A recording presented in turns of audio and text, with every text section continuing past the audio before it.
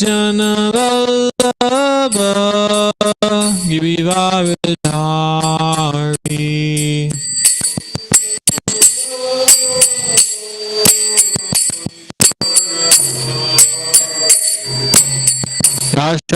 Yashodanandana Prajajana Ranjanam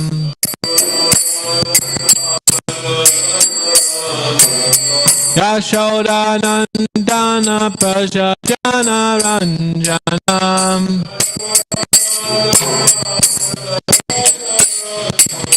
Yamunatira Vanachari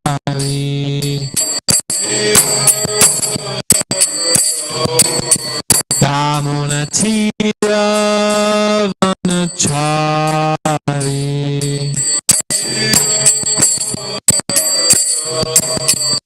Jaya Radha Madhava Kunja Bihari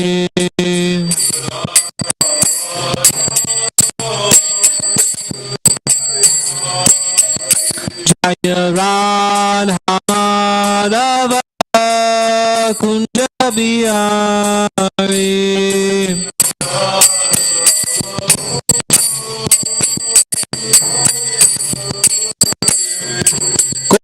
Jana Vallabha Girivaradhari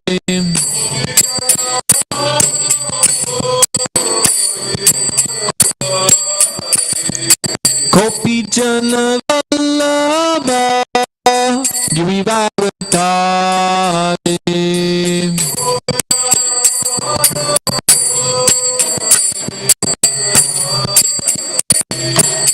Yashodanandana Prajajana Ranjanam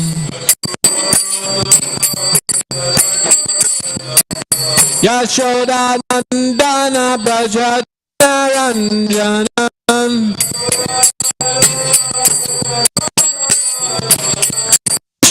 Yashodanandana Prajajana Ranjanam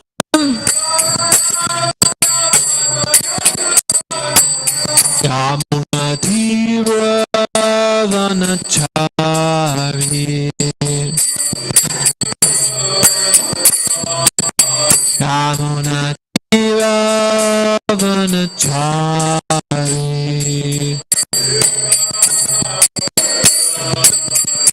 Jaya Madhava Kunja Bihari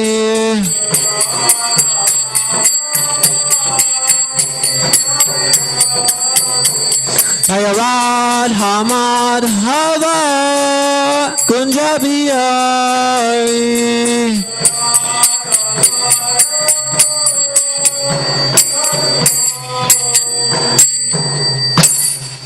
Om Namo Bhagavate Vasudevaya Om Namo Bhagavate Vasudevaya Om Namo Bhagavate Vasudevaya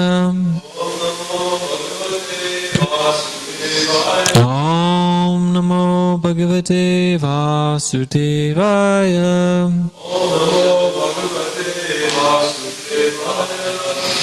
Continuing reading from Srimad Bhagavatam, 3rd Canto, Chapter 3, Text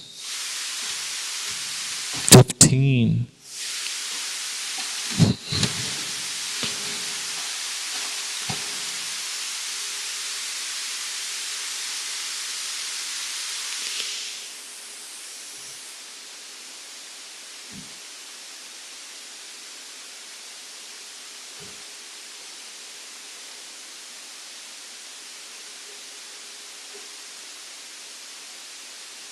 Hare Krishna, Krishna Krishna, Hare Hare, Hare Rama, Hare Rama, Rama Rama, Hare Hare. I'd starve but nobody could see the words. I said I would starve but nobody could see the words.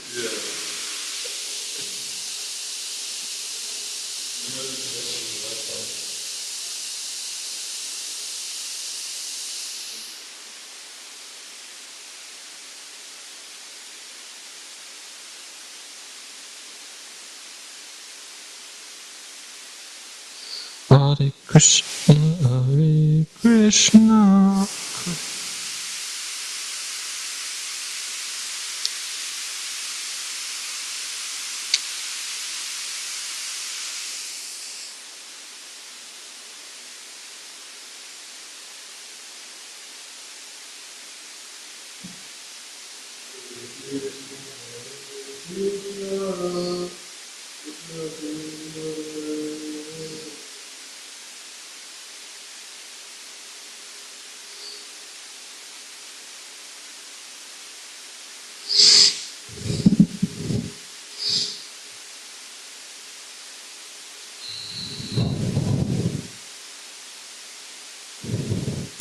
Hare Krishna, Hare Krishna, Krishna Krishna, Hare.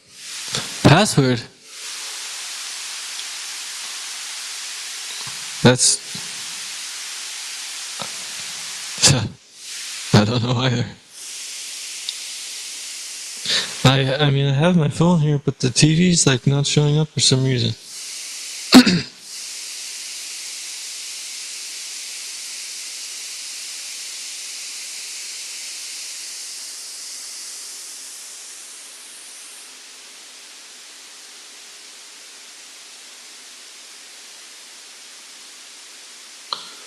Hare Krishna, Krishna Krishna.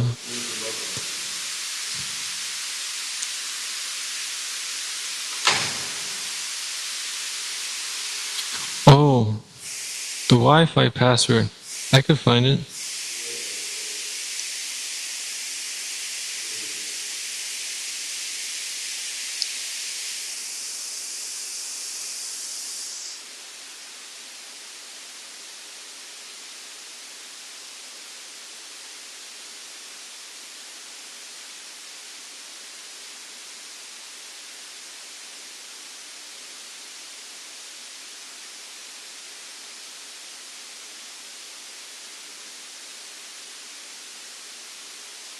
Alright, we're in action.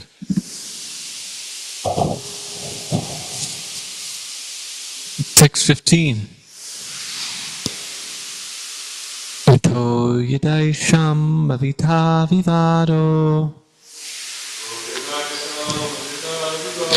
Madhva madatam ravilochananam Aisham badhopaya iyanatonyo Ayudyate antardate swayam sma Mito yadaisham bhavita vivado Madhva madatam ravilochananam Aisham badhopaya iyanatonyo Mayudyate antardate swayam sma Mito yadaisham bhavita vivado Madhva madatam ravilochananam Naisham badhopaya iyanatonyo Vayudyate Mayudyate antarate swayam sma.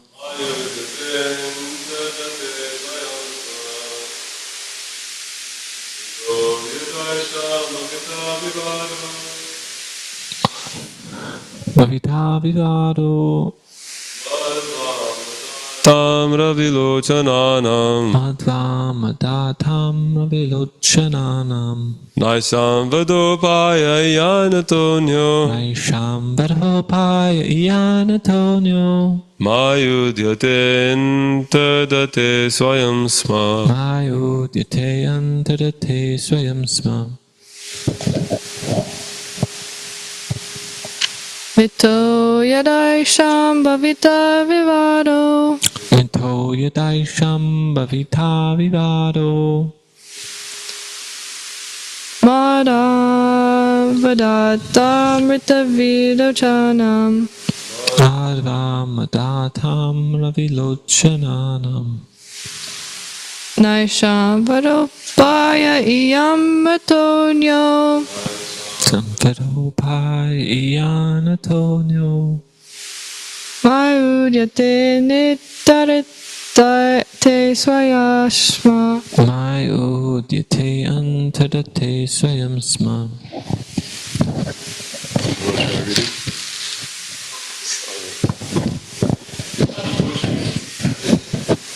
We gotta start somewhere. Okay, word for word translation. Mitaha, one another. Yada, when. Isham, of them. Vavita, will take place. Vivadaha, quarrel. Madhu amada, intoxication by drinking. Atam ravilochananam, of their eyes being copper red. Na, not. Isham, of them. Vada upaya, means of disappearance. Iyan, like this. Ataha, besides this. Anyaha, alternative. Mai, on my. Udyate, disappearance. Antadadhate, will disappear. Swayam, themselves. Sma, certainly. Translation and purport by His Divine Grace A.C. Bhaktivedanta Swami Prabhupada, Srila Prabhupada Ki Jai. When they quarrel among themselves, influenced by intoxication with their eyes red like copper because of drinking madhu, then only will they disappear. Otherwise, it will not be possible. On my disappearance, this incident will take place. Purport. The Lord and His associates appear and disappear by the will of the Lord. They are not subjected to the laws of material nature. No one was able to kill the family of the Lord, nor was there any possibility of their natural death by the laws of nature. The only means, therefore, for their disappearance was the make show of a fight amongst themselves, as if brawling and intoxication due to drinking. That so-called fighting would also take place by the will of the Lord. Otherwise, there would be no cause for their fighting. Just as Arjuna was made to be illusioned by family affection, and thus the Bhagavad Gita was spoken, so the Yadu dynasty was made to be intoxicated by the will of the Lord, and nothing more. The devotees and associates of the Lord are completely surrendered souls. Thus they are transcendental instruments in the hands of the Lord and can be used in any way the Lord desires. The pure devotees also enjoy such pastimes of the Lord because they want to see Him happy. Devotees of the Lord never assert independent individuality. On the contrary, they utilize their individuality in pursuit of the desires of the Lord. And this cooperation of the devotees with the Lord makes a perfect scene of the Lord's pastimes. Om Gyanatimmirandasya Gyananjana Shalakaya Chakshuran Militam Yena Tasmai Shri Gurave Namaha. Shri Krishna Chaitanya Prabhu Nityananda Shri Advaita Gadadhar Shivasari Gaura Bhaktivinoda Hare Krishna Krishna Krishna Hare Hare Hare Rama Rama Rama Hare Hare. We were hearing the other day on Thursday about, I'll just read the verse again. After the end of battle of Kurukshetra, the Lord said, the abatement of the earth's great burden, 18 Akshahinis, has now been effected with the help of Drona, Bhishma, Arjuna, and Bhima. But what is this? There is still the great strength of the Yadu dynasty born of myself, which may be a more unbearable burden. When Prabhupada was talking about in the purport that the Yadu dynasty is not actually a burden to the earth, for it's the Lord's eternal associates that are manifesting in his pastimes because he chose to appear here and enact a certain string of events. So, but Krishna was basically saying it's time to wind up these events and bring everybody back to the spiritual world, depart from this material world. So then that brings us to the shloka today. When they quarrel among themselves, influenced by intoxication with their eyes red like copper because of drinking, then only will they disappear, otherwise it will not be possible. So one could see this and think that, the Yadu dynasty is under the influence of Kali Yuga, of this modern age. I don't know about everybody else, but I know my family history has some share of drinking and fighting. But the difference was they weren't born from the Lord. They weren't connected to Lord Krishna in any way or manner. So this is all happening as part of a lila, the Lord's pastime. This is a very important point to understand. And in the 12th canto of the Srimad Bhagavatam, it actually describes the events that unfold that lead up to this situation. And there was one member of the Yadu dynasty, like a little boy. He was trying to play tricks on these sages, like these monks. And what did he do? He took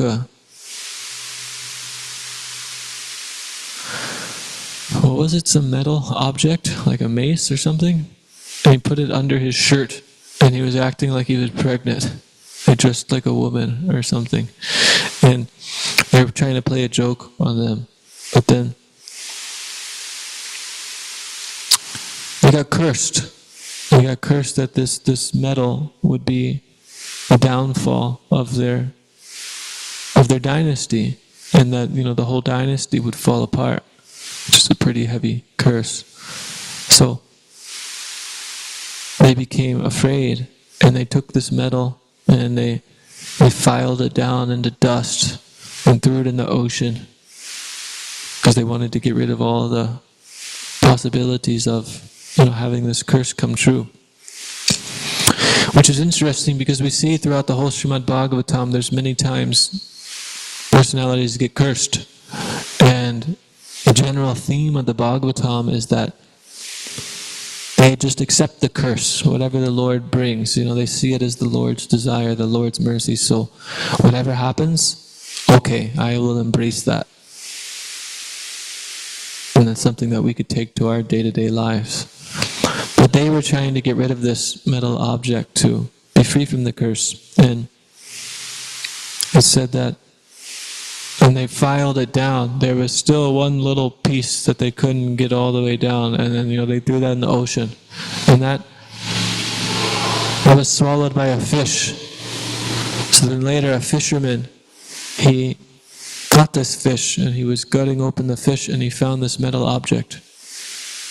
So nowadays, I can just go to the hardware store and get unlimited metal objects, but in those times, getting such objects were pretty hard to come by. It's not so easy as it is now, as we think.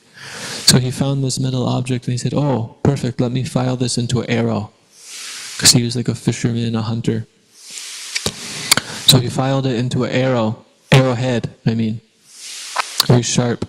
And then one day he was out hunting and he saw something like over top of a hill, and he thought it was a little bird, and he was going to shoot the bird. But what does he end up shooting instead? He shot Krishna. He shot Krishna's ankle, like his heel. and Krishna became pierced, and this is how Krishna chose to leave this world. So the Bhagavatam is all pastimes leading up to the Lord's pastimes in the 10th canto. Just like this is reviewing different things that are later discussed in great length of detail in the 10th canto of the Srimad Bhagavatam. So the devotees don't really like so much to talk about the Lord's disappearance because the Lord's leaving. But it's all part of his Leela, all part of his desire. This is the point that Prabhupada makes here, that the Lord and his associates appear and disappear by the will of the Lord. They are not subjected to the laws of material nature. No one was able to kill the family of the Lord, nor was there any possibility of their natural death by the laws of nature.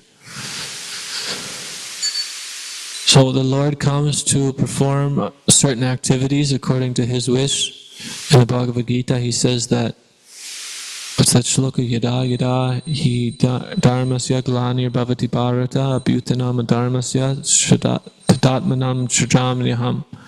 The Lord appears yuga after yuga, coming to annihilate the miscreants and to save the pious, to uplift the devotees.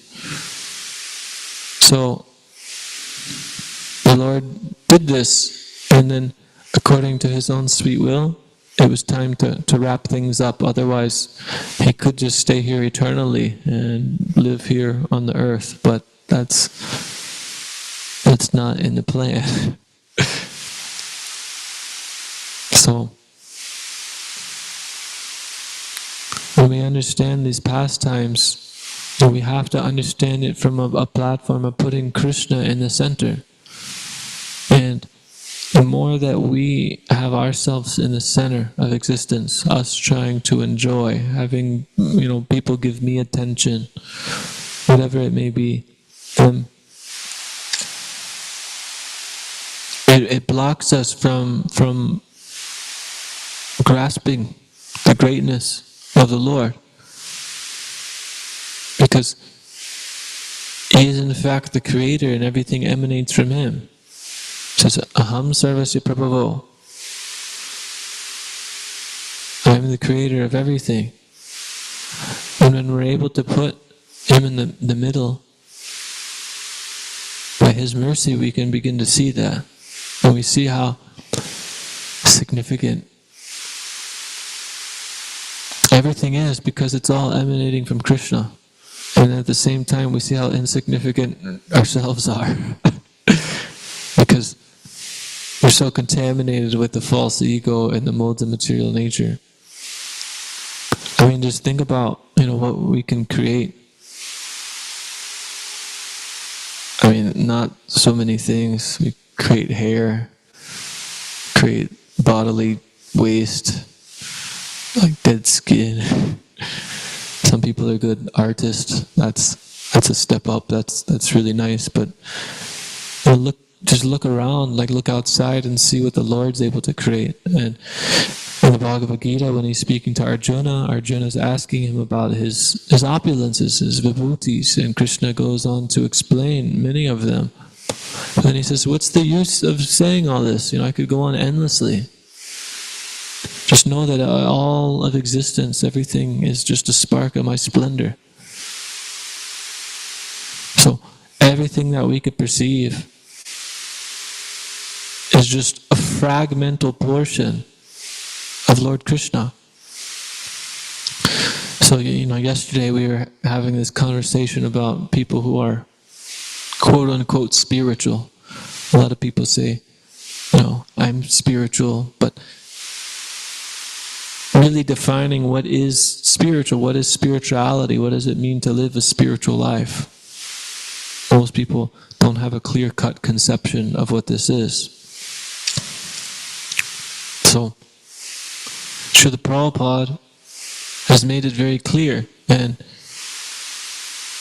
if one comes to the platform of at least having faith that we are spiritual beings that live eternally, and this material world is just a temporary place that's going in circles and cycles that changes over the course of time, then naturally there'll be some action, some course of action to follow, practical measures.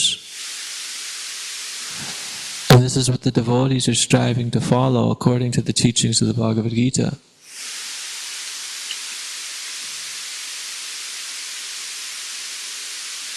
Krishna is the Supreme Lord. And like I was making the point where he creates all of this universe, this trees, nature, I'm just thinking there's some people who spend their whole lifetime studying like an ecosystem in a particular forest, in a particular part of the world, or studying the digestive system of cockroaches, or bacterial growth on like a microscopic scale. And they become immensely fascinated by all these different facets, because ultimately it's all coming from Krishna. If one really, really studies, they could see that there's some higher working order, that everything just doesn't come about by chance. There's some kind of magical essence that's there. And it's said that whether you're looking at the macro or the micro, you're looking at like the whole universal scale of creation, or you're looking at the micro, the most microscopic germ or bacteria or whatever it may be. If you really, really analyze it and really like get into it, you could see that it's coming from some higher order, and that can actually lead you on a path towards God realization. But without Srila Prabhupada, without the Srimad Bhagavatam, without all the Vaishnava Acharyas, will we ever come to know that Krishna is that supreme person, that supreme source?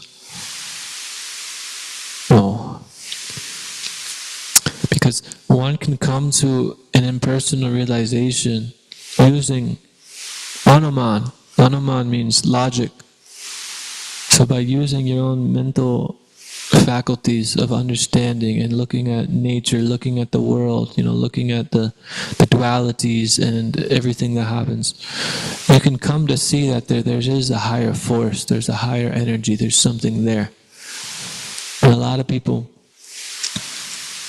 don't necessarily attribute that to God, but a lot of people attribute that to nature, and that's a good starting point. But using your own capacities to reason is extremely limited, and it will never bring you to conception of Bhagavan, a full realization of Bhagavan, meaning the Supreme Person, the person that created everything. But we can see that everything has personality. It's not devoid of persons. And here, think about how important our life is with relationships and personality. So the Mayavads, the impersonalists, will say that it's all illusion. We're just God who split up into many different identities so he can enjoy more of his self or itself. But whatever we see here has to be in the spiritual world also. So if there's relationships, if there's personality, how could that be lacking in God?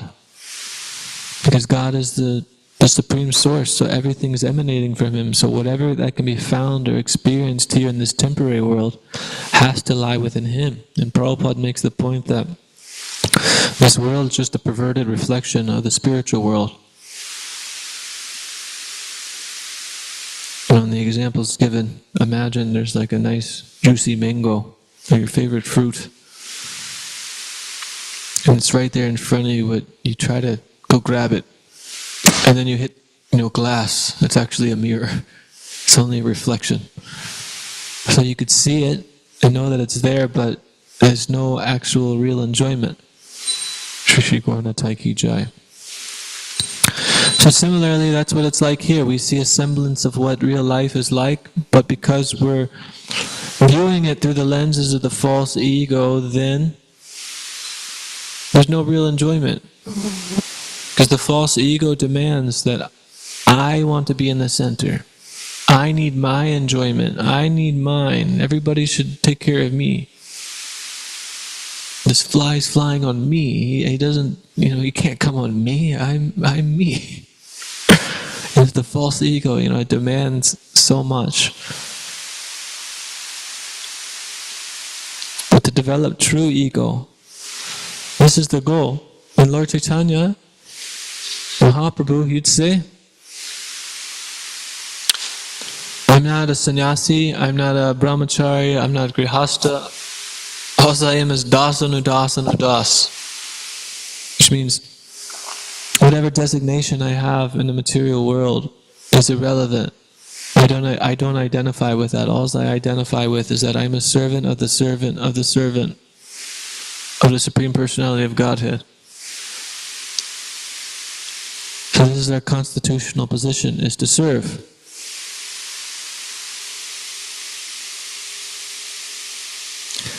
I don't know about everybody else, but I know I've had many situations in my life where I realized that if you receive something nice, or you have a nice idea and you want to do something nice, it's much nicer to do that and direct it towards others than to direct it towards oneself. We direct it towards oneself and we become, how do you say, not complete, not fulfilled, not satisfied. Feels like something's lacking. But when we take whatever we have, whether it be just a positive attitude or loving spirit, or if I have some extra food or whatever, and I take it and I direct it towards others, there's immense more joy that's received from that. And this isn't even talking about the spiritual platform. This is just talking about material things. And this is why Krishna in the Bhagavad Gita, he says, just love me, think of me, always, you'll come to me. If you can't do that, then he gives some list of options to do. If you can't do the highest thing, so you could still come to him. But in that list, he says, if you can't do something connected to Krishna, then at least work and give up the fruits of your labor. Because this is a thing that binds us to the material world, is that the idea that through my actions alone is warranting the fruits of my activities, that I am the owner, I am the possessor. I work so hard and I amass this fortune, it's my fortune, I earned it. Because this will prevent us from seeing the higher nature of reality.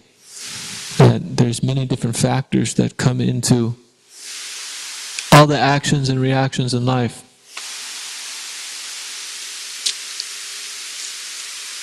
I remember one time I went to this festival, and they made this giant art sculpture, and then at the peak of the festival they burned it all down. Which blew my mind, because I was thinking, wow, I'm trying to make art, I'm trying to make nice things, and then, what happens when I finish it? I want to put it on the wall or the shelf and stare at it and always look at it. I remember when I first read in Srila Prabhupada's book, Sri Upanishad, the first time, there was one shloka where it's saying that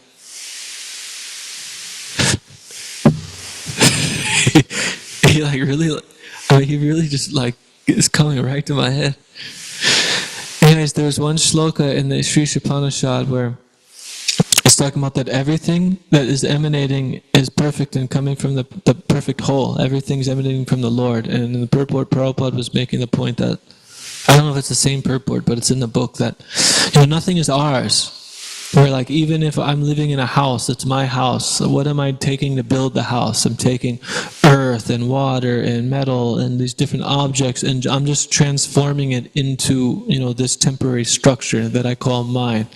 So it's all temporary. So when I was at this festival and I saw these people burn all these things down that they spent so long to make, I was like, I couldn't really understand it. But then I was reading in Prabhupada's book, and that really opened my mind to the point. I remember hearing this, that nothing's actually mine, and I remember looking around in my room and seeing all the different objects and different things that I kept and had around.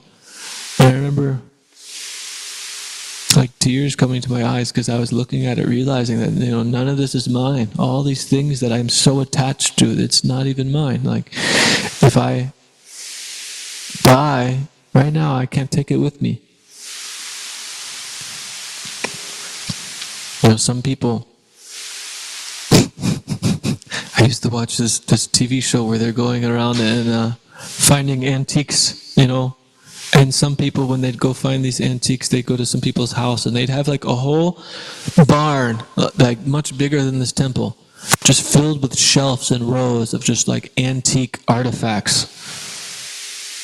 One person will say their treasure, oh, it's so nice, it's this, it's that, this is this old, this is original. Another person will say, this is junk, why are you keeping all these dusty things here? So, only a devotee can see the true potential in the objects around in this material world. And the potential that any object has is its potential to be engaged in the service of the Lord. If I have a pencil, I could sit and write like so much gibberish, or I could draw a picture of Krishna. It's just a matter of how we utilize the consciousness. We were talking about this yesterday, but I was reading last week Prabhupada in this purport. He's described how the difference between material and spiritual activity is the consciousness. And because we're practicing sadhana bhakti, we may come into the temple and not have such spiritual consciousness. But because we're in line with the conclusion of activities, because we're following the measures given by the Acharya, who could see what's proper and what's improper, then surely we're making advancement. So offenses will be there and purification will follow. But, like, for example, Sunday, I'm like cooking in the kitchen like all day. It takes so long, it's so tough. It's not like every moment I'm cooking, I'm like, oh, this is for Krishna, this is for Krishna. What's Krishna going to think of this? What's Krishna going to think of that? This is a higher level, such as, Mother Sachi cooking for Lord Chaitanya Mahaprabhu. With such close, intimate association and is paying attention to his taste, his desires, different times, how he likes different things. But we have to be aware, why would I be going through this struggle all day if I wasn't aware of the purpose behind it, the conclusion of why we're doing such things. So the point I'm trying to make is that this is why we need to understand the philosophy and constantly hear, because otherwise it's very easy to come to the temple and have things become mechanical and redundant. We've done this 100 times. It's boring, I'm sleepy, I'm tired, I'm not into it.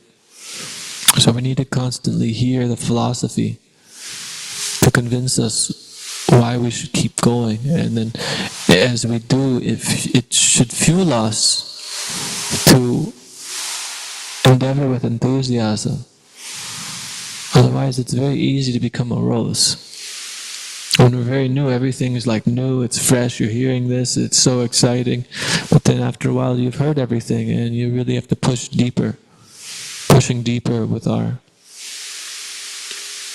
will, our enthusiasm, our calling out to Krishna, ultimately, depending upon Krishna's mercy. So, it's a few thoughts on the Srimad Bhagavatam. It's almost time. Does anybody have any comments or thoughts or questions? Doubts? Reflections? So I was just wondering, because you were talking about dissecting the material world, and it's fascinating, and clearly there's a God, but you can't arrive to the conclusion of Bhagavan, But I was thinking, like, well, what are some of the are there any indications, like from using the material senses to analyze the material world, are there any indications that, because you said that if we have personality in the material world and relationships here, then that has to be present in God as well. But we're giving a very personal conception of God in the Shastra. Krishna, he's like, he is who he is. And so, but a lot of times, like, the material world seems to be, a really crazy place. And so there's not so much indication here that, like, this place was created by somebody like Krishna, and I think a lot of people get stumped on that. So, but is there any kind of indication that, without reading the Shastra, what evidence is there to suggest that Krishna is that person? Can anything be found in the world? Yeah, there is. Look, where are we sitting right now? A building. How did it manifest? People. How did, everything we see around us in this room, it manifested from people. The roads on the street manifested from people. A lot of the way nature is arranged currently is due to people. So there is something beyond that, which, nature, you could say, is not arranged by people. So a lot of people worship nature in this way, because it's clearly something that's beyond our control. But the point is, what I was making is that you can use Anuman. Anuman means logical inference, to understand, like, through this, that there's something higher, that nature is there. That's something higher than what we can control. But why is nature the way that it is? Like, what is nature? What makes nature nature? It's like a vague term. And why, if it's beyond us or control, why is it so uniform and precise in the way that it's arranged, that there's scientific laws that people spend their whole life studying, and they really pinpoint, like, there's certain laws that are there, principles that are found throughout the whole universe. So then you could see that there's uniformity there, something going on. And then how did this happen? Some people say by chance. But chance means, as Maharaj loves to point out, chance means I don't know. So why don't we just be honest and say, I don't know, but obviously there's something there. So the point I'm trying to make is, if somebody is able to make that leap through using their own logical capabilities, logical faculties to understand there's something beyond themselves and ultimately arrive at, more of a Brahman perception, then you also could come to the point of seeing that it's a person.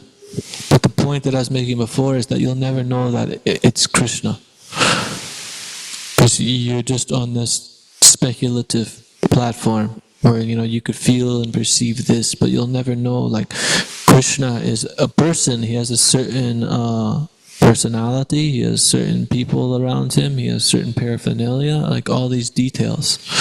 So it's like, you could look at the United States and say, especially if you've been to other countries, like India, you'd be like, obviously there's some order here, things aren't just chaotic, just like nature. So obviously some order here, but how is it order? So I don't know. So then you look and you examine and you can see there's government, there's police, there's all that. So how does all that orchestrate itself? It doesn't just manifest by itself. So then you trace it back. Where is the force that's, like, dictating how to act? So you could come to a conclusion and be like, there's got to be some, like, group of people or some person that's at the top that's actually organizing and has, like, the final say on everything. So the point is, it's possible that you could use that logic to come to the point, there must be a president, or there must be a Congress, there must be a something that's actually, like, there's not some robot, at the top that's just, like, randomly pecking orders. There's something there. So similarly, you could do the same thing, but will you be able to know who the president is, who his daughter is, who his wife is, where he grew up, where he went to school. You'll never know those things. So that's kind of the way that I'm seeing it.